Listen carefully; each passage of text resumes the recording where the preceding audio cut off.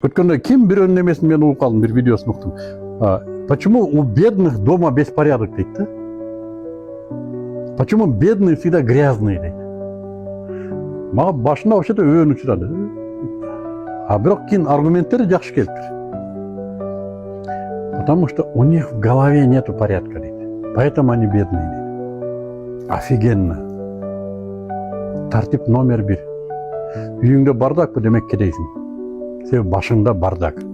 Эмне үчүн бизнес кылбайсың? Себебі башыңда бардак. Башыңда тәртіп жоқ.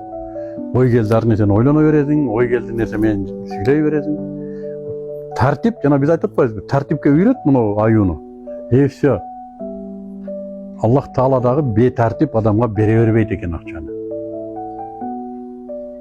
Түшүнө алдыкпы? Биринчи кезекте Аллахтын өзүнө далилдеш керек, что мен тартиптемин, мен берген акчаңды тартиби менен иштетем. Вот маселе ушунда бар.